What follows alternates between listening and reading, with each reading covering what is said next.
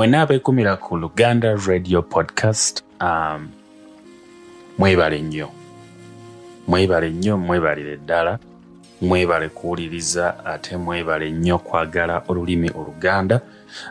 Manya nga bulijjo Martin Muganzi nkomyewo ate n'ekitundu kyaffe ekisembayo nga bwe nabasuubiza ekya Zinunula Omunaku. Era nga kino ekitundu kyaffe namba 2 kigamba nti Pyati Ampa Mirembe Mmuwase nga akasiimo. Martin Muganzi, Luganda Radio Podcast, tutandike. Ebyo olwaggwa ne tunyegera nga tulaga ku mbuga era nga tukooka nnyo anti nga n'emigaabe gigenda gyeggwa. Okugenda okutuuka ku mbuga ng'omuntu ali awo nze bannange be bagenda bansitudde baagaanira ddala omulabe okunkwatako. Nga tutuuse mu mbuga, Pyati n'awamattuka gye yali yeekukumye. Bwe yalaba ebintu ebikomezeddwawo n'abantu n'abuuza akoze ekyo. Munnaffe omu gwe twalonda okuwoza ku lutabaalo n'aluwoza, era bwe yali asirisa n'ansongako olunwe nga bw'agamba nti obuwanguzi bwaffe bwonna businzidde ku mugabe waffe ono, omuzira, omutegesi era omukkaanya. Singa tabadde ye tetwandiwangudde. Awo abantu bonna ne bankubira emizira nga bwe bammimbijja anti olwo bansitudde era ne Mirembe nga kwentadde omutwe ng'agalamidde naye bamusituliddeko bagenda beetoloola embuga nti mumulabe omuzira ne munne. Nakanda kubategeeza nga bwe sisaanidde kitiibwa ekyo kubanga waaliwo bangi abaakola ebyobuzira okusinga nga tebawulira bongera kusaakaanya. Bwe ntyo nga mala gasirika anti kasita bifuuyibwako empewo nga tebikyazzeeyo. Awo omwami n'ayimirira ku katuuti wakati mu mbuga era ng'amaze okuwenya ku bantu bonna basirike n'asitula eddoboozi lye n'agamba nti ffenna abali wano kaakati twegasse wamu okwebaza bawankula. Ekikolwa eky'obuzira kino kye balaze leero tekibangawo mu byafaayo byaffe era abajjwa n'abazzukulu baffe banaakijjukiranga. Naffe ab'omulembe guno kirituweesanga ekitiibwa. Kantuuke ku mugabe w'eggye lino. Mmwe mumanyi bw'atali muzaalirwanwa wansi muno naye kasookedde ajja byonna byakoze bya buzira byereere era n'olugero lwaffe lutuukiridde bulungi ku ye nti eteefe. Omuntu omuzira ono asaana kwebazibwa era nze okwandibadde nga okwebaza kwange kaakano newankubadde nja kwongera okumwebaza oluvannyuma. Muwa era mukkiriza okuwasa muwala wange Mirembe gwe ndowooza nti ajja kumusanyusa. Embaga eribaawo ng'assuuse era bawankula abalala bonna buli omu nja kumuwa omuwala era n'abo abafiiriddwa batabani baabwe buli omu nja kumuwa endobolo. Awo abantu bonna ne boogerera waggulu nti oyogedde ssebo. Omunaku ng'amaze okwandodoota ekiseera yawuliranga bba ne banne nga bawera enkolokooto nga bwe bagenda okwekolkoolera namunkukumbo w'ebintu bwe balirumba Pyati.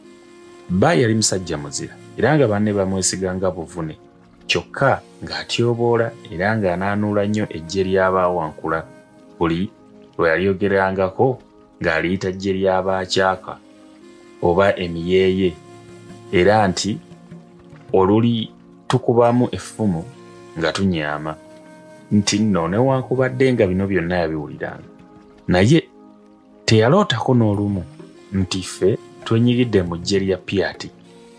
Ye ng'ayinza kusuubira atya anti n'eyo ku nkunzi y'ensi tutuukayo. Olunaku lwe yazaawukirako yalulombojja bw'ati. Olw'eggulo tumale tunyagibwe enkeera omusajja nnyinimu yalumala mu kafubo ne banne. Bwe yadda n'alutegeeza nga yeekabye ng'enkya ejje ye bwe lyali lijja okwoleka mu maaso g'omwami alabe nga lifufugaza amakunsu ga Pyati singa geekolera ne ganaawuuka ewaabo waago okumwekongolobojjerako. Yayogera ng'ebyo Ssempala nga tamanyi nti Walumbe ali ku luggi amuliimisa. Mu ttumbi nnyinimu yawamattuka mu nju n'agenda. Obudde olwakya nga tugenda kukunsa mmimbi. Akasana bwe kakaza nga n'emmimbi ziweze ne tugenda eri bannaffe tukiikirire mu kibira okutyaba enku nga bwe twali tulagaanye. Omanyi twagendanga guduula tuleme okutya ennyo. Luno oba yali kinaawuzi ki ekyatuwujja anti kumpi ffenna mu kyalo kata tuggweyo munnange katuserengeta mu kibira nga tutyaba nku. Tuba tuli eyo nga tukolongola ensekeseke nga n'obulali buyita kuli kwe kuwulira olwogolo n'akavuŋŋano. Tetwabisaako nnyo mwoyo era nga tulowooza nti tuli wala n'ekkubo, naye tugenda okuwulira nga waliwo abakuba akaayo okumpi ddala we twali. Twatandika okumaga n'okupapa era wano omunnaffe omu we yayiyiriza amagezi ag'okwekwe. Kyazira kukijja mu kamwa nga tusensera mu lukakaba lwa luzibaziba nga tulekukuma awamu ipooli. Tuba tuli awo tulowooza nti nga bwe twekukumye awaakwafu aweekusifu ennyago n'engabi binaatutaliza kuba okusinziira ku kukaaba kw'abafumite okugoba ngotana kw'engabo n'amafumu twali tutegedde nga byagayeggaye dda.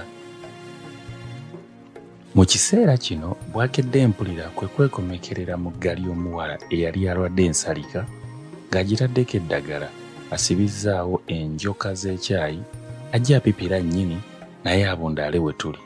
Bwe yatema omulanga nti nfudde nnyabo agenda okulaba ng'olukakaba lwonna luyuugooma okutemya nti emirundi ebiri ng'abatabaazi abaali baajobaanye ensake baatukukunuddeyo dda tuli banyage.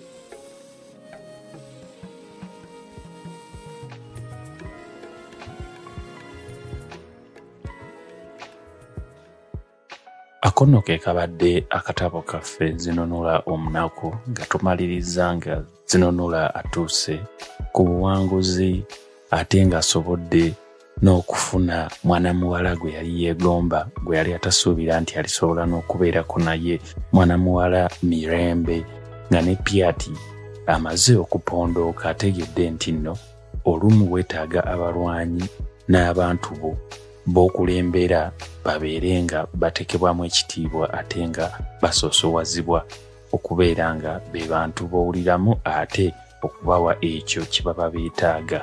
Naye ate ng'omuwandiisi era bw'akirowoozezza oba bwe yakikwata n'agamba nti kansooke ate mbatabule ate n'atuzzaayo ewaka Omunaku ate n'atuzzaayo ewa bbaawe ate n'atuzzaayo ne batulaga nti tebinaggwa. Zinunula ewangudde ofuuse mutabaazi oli w'amaanyi naye kaakati ekiriwo kye kino oli muwambe. Zinunula bamuwamba. Ndowooza omuwandiisi yalina pulaani okutuwa Zinunula namba 2 owa part 2 naye ekyo tekyasoboka, naye nga akatabo kaggwako nga Zinunula ne banne bawambe batwaliddwa. So mwebale nnyo, mwebalire ddala okuva gye twatandikira ku kitundu ekisooka paako kino ekitundu ekya 20 Luganda Radio Podcast tukyaliwo ate tugenda kukwata akatabo akalala. Bingi nnyo bye tuyise mu Zinunula Omunaku era naawe nsuubira bingi nnyo by'oyizeemu. Kati tugende mu maaso ate tulabe omuwandiisi omulala kiki kyatugamba. Wekuumire ku Luganda Radio Podcast, obeere bulungi, weeraba.